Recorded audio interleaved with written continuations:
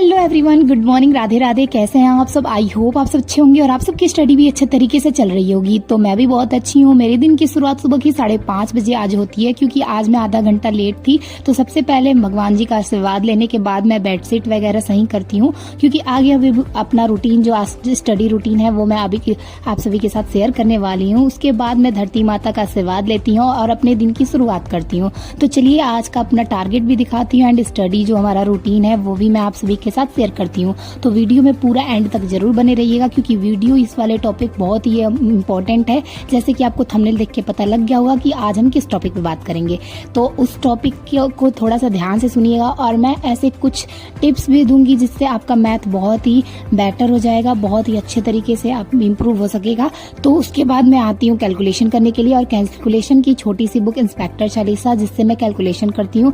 थोड़ी देर कैलकुलेशन करने के बाद फिर मैं उठाती हूँ नोट्स, एंड नोट्स रिवीजन करना बहुत ही जरूरी होता है। जब भी आप मॉर्निंग के टाइम में उठिए तो जो आप कल पढ़े रहे हैं नेक्स्ट डे का, वो उसके बाद रिवीजन कीजिए, क्योंकि रिवीजन करना बहुत इंपॉर्टेंट है। पढ़ाई जितना आप करते हैं कितना उस पर डिपेंड करता है कि आप रिवीजन कितना कर रहे हैं। जो भी कुछ आप रिवीजन करते हैं वो आपके माइंड में अच्छे तरीके से सेट हो जाता है, क्योंकि अगर आप जो भी चीज़ पढ़ रहे हैं उसको दोबारा रिवीजन करेंगे तो आपके दिमाग में अच्छे तरीके से बैठ जाएगा।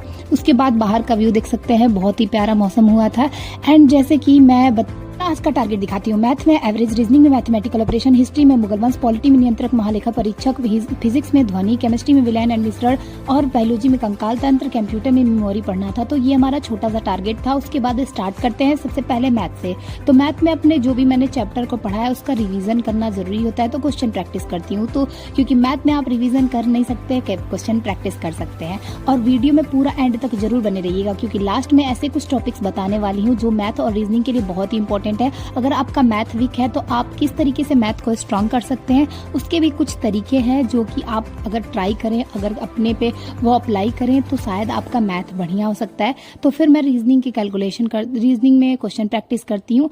एंड जैसे कि उसके बाद फिर मैं अपना लेके बैठती हूँ लूसेंट का बुक, और लूसेंट की बुक से अपना रिविजन करती हूँ। तो जैसे कि जीके जीएस का इंपॉर्टेंट रोल है दिल्ली पुलिस के एग्जाम में, 50 क्वेश्चन आते हैं। तो अगर आप अपना सिर्फ बुक से पढ़ रहे हैं तो बुक से के साथ साथ अपना नोट्स से भी तैयार कीजिए, क्योंकि जीके का जो बुक है उसमें फिजिक्स, केमिस्ट्री, बायोलॉजी यहाँ से आप कवर कर सकते हैं बिल्कुल अच्छे तरीके से। फिर आज मंगलवार का दिन था और हनुमान जी के दर्शन भी हो गए, और अभी हम छत पे आए थे। उसके बाद नीचे आते हैं।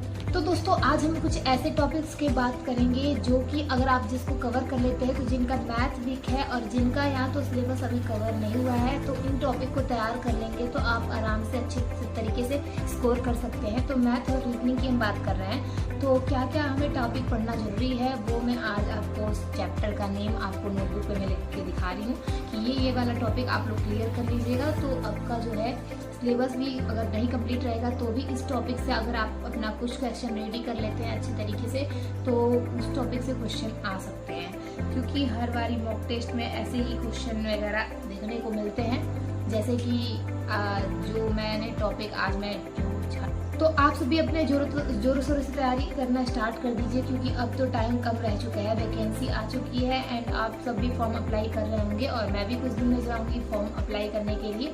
तो अपना जितना हो सके अपना टाइम स्टडी पे लगाइए, और जो सब्जेक्ट वीक हो उस पर ज़्यादा से ज़्यादा ध्यान दीजिए, क्योंकि जो सब्जेक्ट आपका वीक होता है उस पर थोड़ा सा टाइम देना चाहिए। जैसे कि आप सभी को पता है जीके जीएस में स्कोर ज़्यादा होना चाहिए 50 क्वेश्चन, लेकिन 50 क्वेश्चन तो आते हैं उसमें से, लेकिन टफ आता है। जीके का लेवल जो होता है वो हाई होता है। तो अगर आप अच्छे तरीके से तैयारी कर रहे हैं तब भी आप कम से कम ज़्यादा से ज़्यादा अगर कर सकते हैं तो 30 स्कोर कर सकते हैं, 40 स्कोर कर सकते हैं, 30-40 के बीच में ही स्कोर कर सकते हैं, क्योंकि उसका थोड़ा जो जनरल नॉलेज का वेटेज होता है वो हाई होता है। तो उस हिसाब से अगर आप मैथ अपना रेडी कर लेते हैं तो कुछ क्वेश्चन मैथ के और रीजनिंग में तो आप आराम से अच्छे से अगर करना चाहें तो 25 क्वेश्चन आते हैं रीजनिंग के।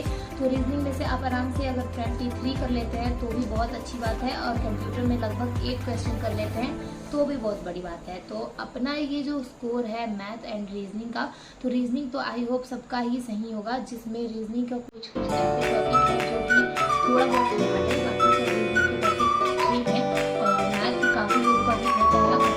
मैथ को स्ट्रॉन्ग करने के लिए काफ़ी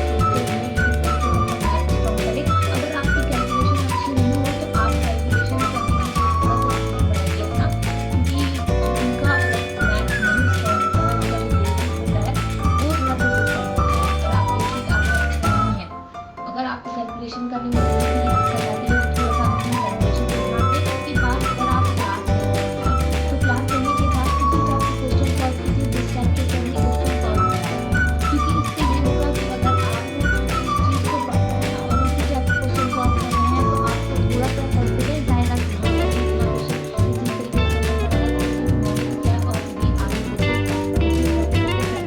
पढ़ा है और भी आगे वो आपका मैथ बिल्कुल सही होगा।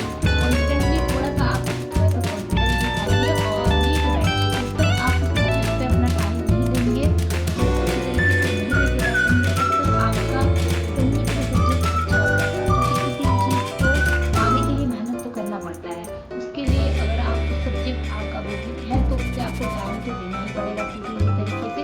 लेकिन अगर आपके पास टाइम अभी इसके वैकेंसी आ ही चुकी है तो टाइम कम है, इसलिए ऐसे ही टॉपिक तैयार कीजिए जो कि एग्जाम में है एंड जिससे आपका काम अच्छे से एग्जाम में चल जाए। तो चलिए स्टार्ट करते हैं।